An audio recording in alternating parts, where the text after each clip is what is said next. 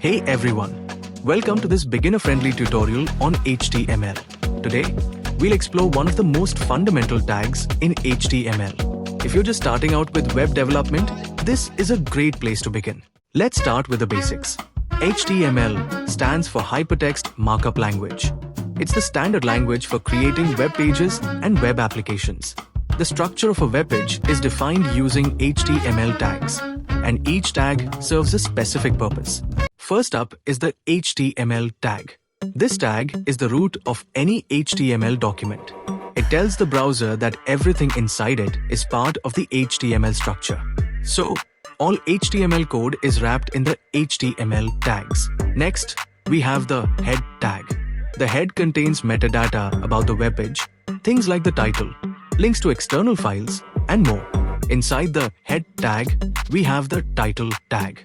This is where you set the title of the web page, which shows up in the browser tab. Next, we have the body tag. The body tag contains the main content of your web page. Everything visible to the user will go inside the body tag. Here you can see a sample website where body contains its navbar, loader, sidebar, and main content. The main content is divided into 3 columns. Next, we have headings tag.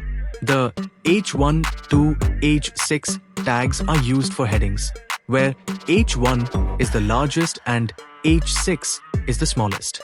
Here you can see the preview of headings tag on screen, where H1 is the largest and H6 the smallest heading. Next tag is P tag. P tag is used to define paragraphs in HTML. As you can see on the screen, where I use a H1 tag for heading and the P tag contains the paragraph about this heading. Next is a tag or hyperlink. The a tag or hyperlink tag is used to link one page to another web page. So, you can navigate to other pages of website. As you can see that I added a link to my YouTube channel, where in a tag, I used ref property to assign target website link. The text written in a tag is visible on page to click and follow the link. Now, when I click on this link, this will redirect me to my YouTube channel. Now, let's add an image to our web page. Our next tag is image tag, written as im and its source attribute used to assign the image's file path. To add a local image, make sure you have an image placed in same folder where your HTML file is saved or created. Now, in HTML page, I have added image tag and then assign our image file name as source attribute in a tag. In my case, it is artificial intelligence.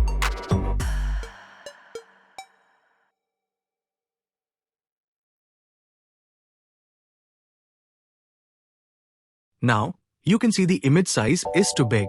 So, we have to adjust it fits in our web page. I am using the width attribute to set its width. I assign the 200px of value and now, the image is full visible. You can assign value according to your need or screen size, maybe 500 or more. You can also adjust height by using height attribute.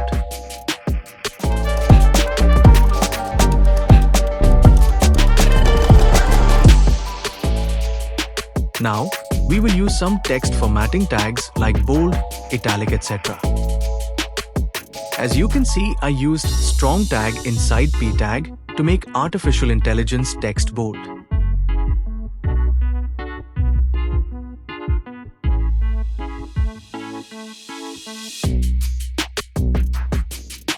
If I use the B tag instead of the strong tag, it will result same. But the difference is that the B tag is used to apply bold formatting to text purely for visual presentation. It does not convey any semantic meaning or importance to the text it wraps.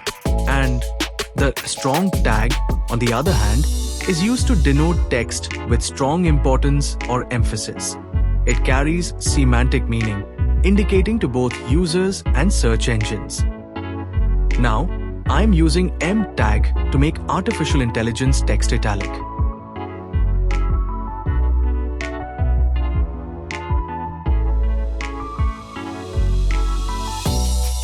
If I replace M with I tag, then this will also result same italic text. The difference between both tag is that the I tag is used for visual styling without semantic meaning, while M conveys emphasis and adds semantic importance, improving accessibility and meaning in content same like bold versus strong. Our next tag is span tag. The span tag is inline element. It does primary, used to mark up a part for text or part of document. It does not alter the document's structure. Let's understand it with example. Now, I am using span tag to highlight the first sentence of my paragraph.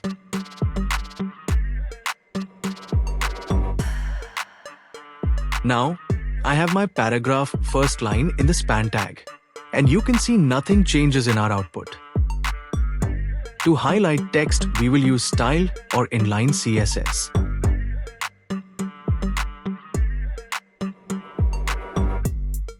As you can see, I used background color CSS property and assigned yellow color, and this highlight a sentence in the paragraph. The last tag of our video is the div tag. The div tag is used to group and organize content in the web page. It is used to apply styles and manage content structure efficiently.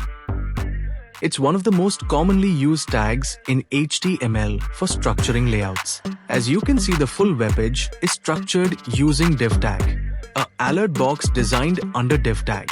The full page content is divided in 3 parts using div, but these are vertical because of CSS.